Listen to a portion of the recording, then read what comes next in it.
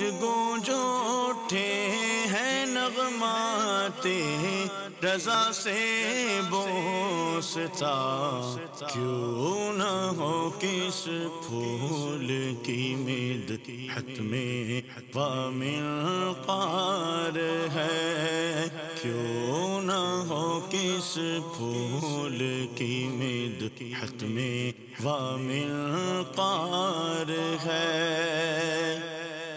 الحمدللہ رب العالمین والصلاة والسلام علی سید المرسلین، اما بعد فاعوذ باللہ من الشیطان الرجیم، بسم اللہ الرحمن الرحیم۔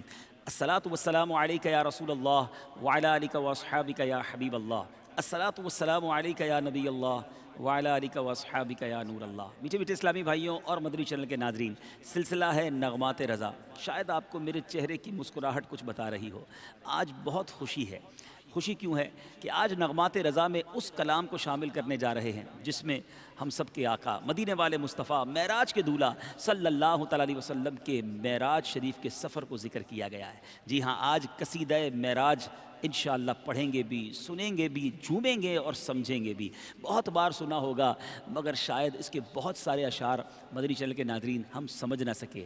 آج اعلیٰ حضرت کی شاعری کا وہ شاہکار سننے جا رہے ہیں، یقیناً تیار ہو جائیے، دل جھومتے جائیں گے، اللہ نے چاہا روح بھی جھومے گی، اور اعلیٰ حضرت سے محبت میں بھی اضافہ ہوگا اور ان کے صدقے نبی پاک علیہ الصلوۃ والسلام کی محبت میں بھی اضافہ ہوگا۔ اے میرے میٹھے اسلامی بھائیوں، معراج کا سفر بڑا مبارک سفر، بڑا نورانی سفر۔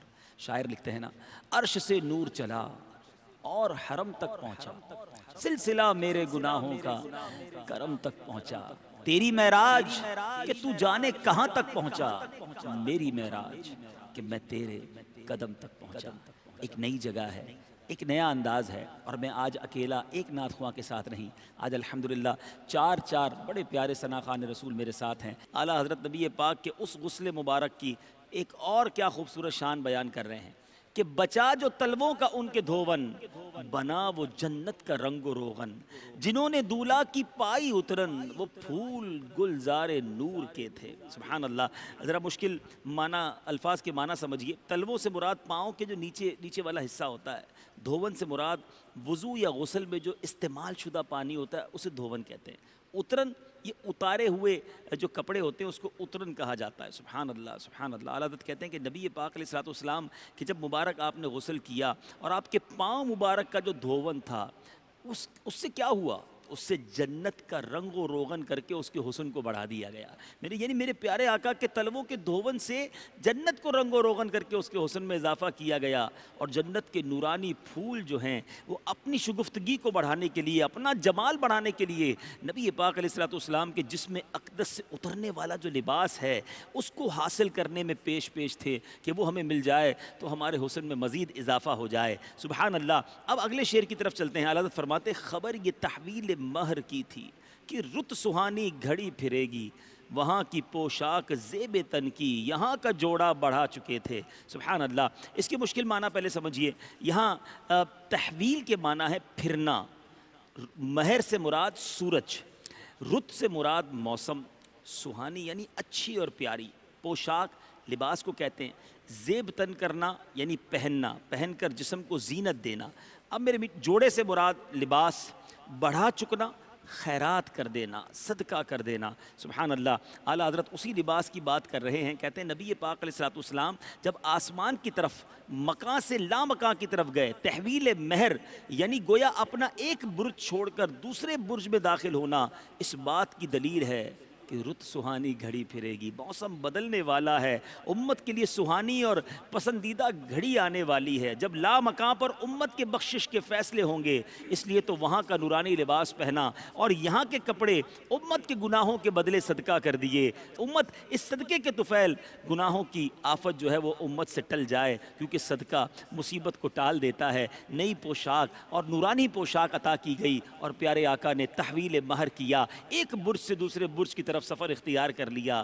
کیا تخیل ہے اعلیٰ حضرت کا۔ آگے لکھتے میٹھے اسلامی بھائیوں، تجلی حق کا صحرا سر پر، صلاۃ و تسلیم کی نچھاور، دو رویا قدسی پرے جما کر کھڑے سلامی کے واسطے تھے۔ اگر سیکوینس پر تسلسل پر نظر دوڑائیں کہ پہلے تیاری کی بات کی ہے، نئے نرالے طرب کے ساما عرب کے مہمان کے لیے تھے، پہاڑوں کی، دریاؤں کی، خود حرم کی بات کی، اب سفر کی ابتدا ہے تو نبی پاک کا غسل کا تذکرہ کیا. اس کے بعد پیارے آقا کا لباس کیسا تھا اس سفر کے لیے جو روانگی ہو رہی ہے تو بتایا جا رہا ہے کہ صحرا کون سا تھا. صلاۃ و تسلیم کی نچھاور ہو رہی ہے. ذرا مشکل الفاظ سمجھتے ہیں. صلاۃ و تسلیم کو کہتے ہیں درود و سلام. نچھاور سے مراد دولہا پر جو پیسے عموماً پھینکے جاتے ہیں اس کو نچھاور کہتے ہیں، مگر یہاں نبی پاک کی ذات پر درود و سلام کے نذرانے پیش کیے جا رہے ہیں. تجلی حق اللہ عز و جل کا جلوہ. صحرا سے مراد جو دولہا صحرا باندھتا ہے، یہاں اس سے مراد یہ ہے اب دو رویا یعنی دونوں طرف دو لائنیں لگا کر قدسی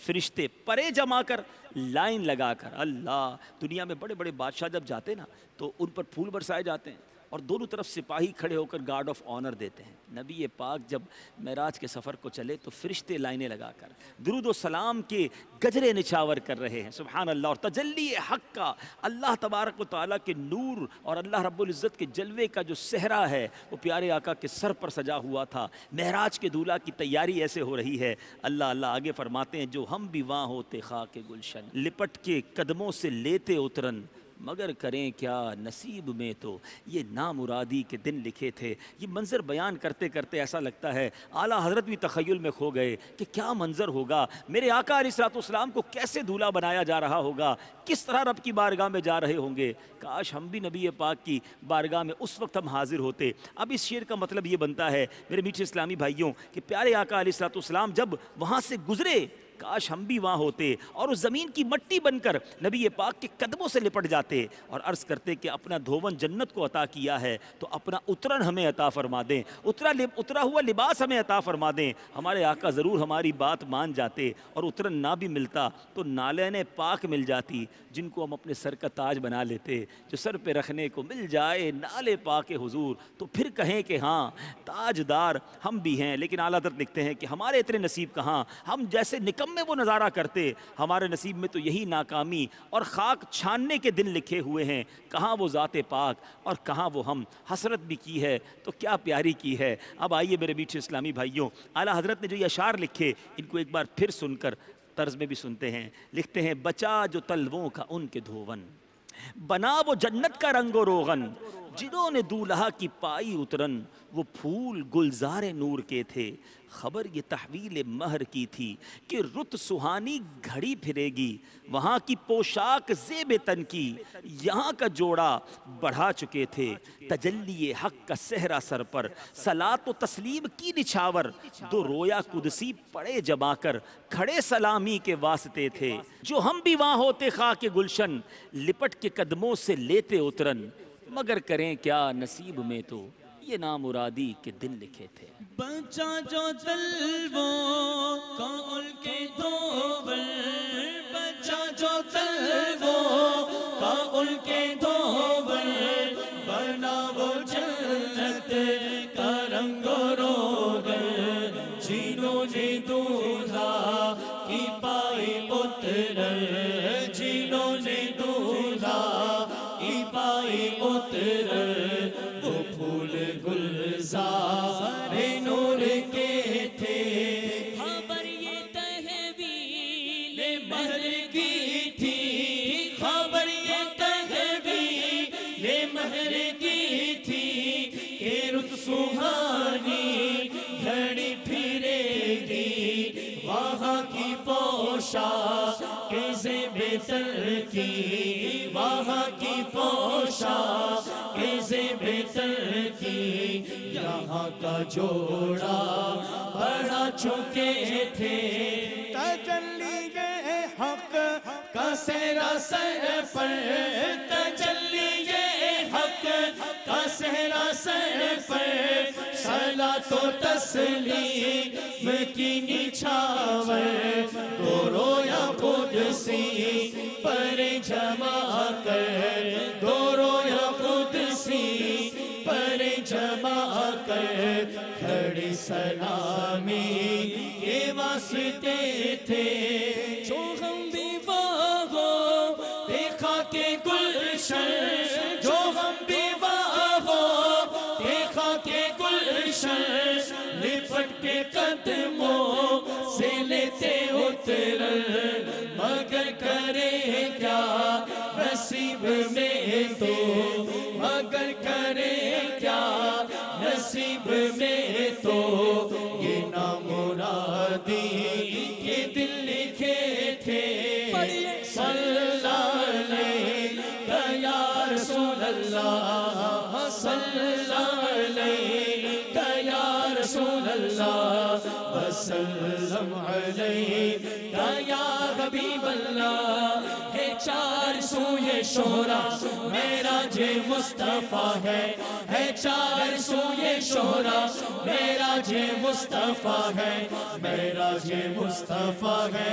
معراج مصطفیٰ ہے سبحان اللہ سبحان اللہ گونج گونج اٹھے ہیں نغمات رضا سے بوستا کیوں نہ ہو کس پھول کی مدحت میں وامن قار ہے کیوں نہ ہو کس پھول کی مدحت میں وامن قار ہے